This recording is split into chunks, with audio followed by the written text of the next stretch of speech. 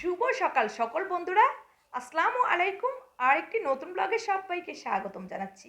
তো আজকের ব্লগটি আমি একদম সকাল 7টা থেকে শুরু করে দিয়েছি। তো আমি সকাল 7টা থেকে দুপুর 3টে পর্যন্ত আজকে কি কাজ করলাম তোমাদের সঙ্গে সেটাই শেয়ার করব। তো একদমই তোমরা স্কিপ করবে না, ফুল ভিডিওটা তোমরা দেখে নিবে। আর অবশ্যই লাইক কমেন্ট শেয়ার করবে। আর পেজটি যদি না ফলো দিয়ে থাকো তাহলে অবশ্যই আমার পেজটিকে ফলো দিয়ে দিবে। তো আমি সকালে 7টার দিকে ঘুম থেকে ওঠার পরে আমি একটু বাসি ঘরদোর ঝাড়ু দিয়ে নিয়েছি আর নিজেও একটু ফ্রেশ হয়ে হাত মুখ ধুয়ে নিয়েছি, একটু স্কিনের যত্ন নিয়েছি। তো সেটা তোমাদের সঙ্গে শেয়ার করে নেয়। যাক, এখন চলে আসলাম আমি চুলার কাছে।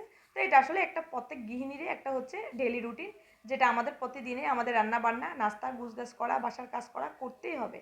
আর এই দুই বাচ্চা নিয়ে আমি আসলে কিভাবে প্রতিদিন আমার এই সংসারটাকে সামলিয়ে থাকি আর একা হাতে কোনো রকম হ্যান্ডিং হেল্প ছাড়াই, কারো সাহায্য ছাড়াই কীভাবে আমি আমার বাচ্চাদেরকে নিয়ে সব কাজ করে থাকি, অবশ্যই তোমাদের সঙ্গে সেটা কিছুটা শেয়ার করতেছি।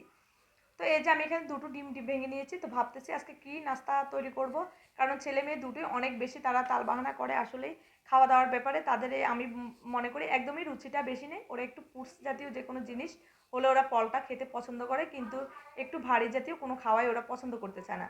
তো ভাবলাম গতকালকে একটা পাউরুটি নিয়ে এসেছিলাম বাজার থেকে, তো ওইখানের পাউরুটি ছিল 5 পিস। তো আমি ওটাকে 2টা ডিম দিয়ে একটু চিনির সাথে দিয়ে আর সামান্য একটু লবণ দিয়েছি। মিষ্টি জিনিস আসলে লবণ না হলে খেতে একটু ভালো লাগে না। তো পাউরুটিগুলো আমি ডিম দিয়ে ভেজে নিয়েছি। তো এর পাশে মেয়ে ঘুম থেকে উঠে বলতেছে যে মা, আমি এখন আজকে পাউরুটি খাবো না, আমার ভালো লাগতেছে না, তুমি আমাকে একটু ঝোল করে নুডলস করে দাও। তো ওরা কিন্তু ঝোল করে একটু লেবু রস দিয়ে নুডলসটা খায়। তো আমি ওদের ভাই বোনদেরকে ওইভাবে নুডলসটা আবার একটু করে দিয়েছিলাম। করে দেওয়ার পরে তো আমি এই টুস্টিগুলো পাউরুটি শুধুমাত্র ছেলে একটা খেয়েছি, আরগুলা কিন্তু আমি খেয়ে নিয়েছি আর সাথে 1 কাপ চাও খেয়েছিলাম আমি। তো ভাবলাম এখন রান্না কি করবো আজকে, তো রান্নাটা করতে হবে। তো এই পাশ দিয়ে আমার মেয়েকে খাইয়ে দাইয়ে আমি, ও চলে গিয়েছে 8:30টার দিকে কোচিংয়ে চলে গিয়েছে। আর আমিও কিন্তু এ পাশ দিয়ে আবার ছেলেকে 8:30টার দিকে মাদ্রাসায় নিয়ে গিয়েছিলাম। তো মাদ্রাসা থেকে আসার পর এখন আমি আমার রান্নাবান্না শুরু করে দিয়েছি। ছেলের ডে স্কুলে ওকে বললাম তুমি খেলা করো, একটু টিভি দেখতেছে, ও কার্টুন দেখতেছে, আর এপাশে আমি রান্নাটা গুছিয়ে নিচ্ছি। আর মাদ্রাসা থেকে আসার পর ওকে আমি একটা আম কেটে দিয়েছিলাম ফ্রিজ থেকে বের করে, তারপর আমি পানিতে অনেকক্ষণ ভিজিয়ে রেখেছি।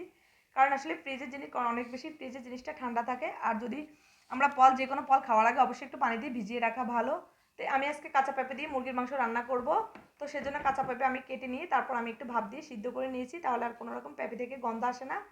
আর দেখলাম যে একটু কাঁঠাল নষ্ট হয়ে যাচ্ছে, তো সেই জন্য ভাবলাম যে নষ্ট করার কি দরকার, আসলে অপচয় করা একদমই ঠিক না। তো আমি সেখান থেকে 2 প্লেট কাঁঠাল খুলে আমাদের বাসার দুই পাশে দুজন প্রতিবেশীকে দুই প্লেট কাঁঠাল দিয়ে এসেছিলাম। তো এখন আমি এই যে রান্না করতে চলে আসলাম ওদেরকে কাঁঠালটা দেওয়ার পর। তো আমি কিন্তু কাঁঠাল আসলে একটু কম পছন্দ করি, বাচ্চারাও খেতে চায় না, একটু শক্ত হলে কাঁঠালটা খেতে ভালো লাগে, তা না হলে আসলে কাঁঠালটা তেমন খাওয়া হয় না। আর এই কাঁঠালগুলো আমার মা কিন্তু আমাদের দেশের বাড়ি থেকেই নিয়ে আসছিল। তো ভাবলাম যে কেন পালাবো, কেন অপচয় করব, তাদেরকে দিলে তারা খেয়ে ফেলবে। তো সেজন্য তাদেরকে আমি একটু বেশি করে কাঁঠালটা দিয়ে দিয়েছি। দিয়ে তো আমি আবার এই যে চুলার কাছে আসলাম। এখন ভালো মতো আমি ভালো করে মাংসটাকে কষিয়ে নিচ্ছি মশলা দিয়ে সব ধরনের। তা আমি কিন্তু আসলে অনেক সময় মাংসটা ভেজেও রান্না করি, আবার অনেক সময় আমি ভাজা ছাড়াও রান্না করি। তো মাংসটা সে পাশে কষাতে দিয়ে এসে আমি এখানে আমার বিছনাগুলোকে গুছিয়ে নিচ্ছি। তো এখন বাজতেছে প্রায় 11টার মতো বাজতেছে। আমি ছেলেকে মাদ্রাসা থেকে নিয়ে এসেছিলাম প্রায় 10টা 40-এ আসছি বাসায়। তো আসার পর এই যে আমি এখন বাসাটাসে গুছিয়ে একটু আবার এই পাশে বাসাটাসা ঝাড়ু দিয়ে নিচ্ছি। তো এই যে আবার চলে আসলাম আমি এখানে এই যে রান্নাটা দেখতে, যে আমার রান্নাটা কতটুকু হয়েছে। তো দেখলাম যে অনেকটাই মাংসটা কষে গিয়েছে ভালোভাবে। এখন আমি সিদ্ধ করা পেঁপেগুলো দিয়ে দিয়েছি। আর পেঁপেগুলো প্রায় আমি 60%-এর মতো সিদ্ধ করে নিয়েছি, কারণ আসলে পেঁপেটা সিদ্ধ হতে অনেক বেশি টাইম লাগে, সেজন্য আমি একটু ভাপ দিয়ে রান্না করেছি। তো আজ এই পর্যন্ত, ভালো থাকবে সবাই, আল্লাহ হাফেজ।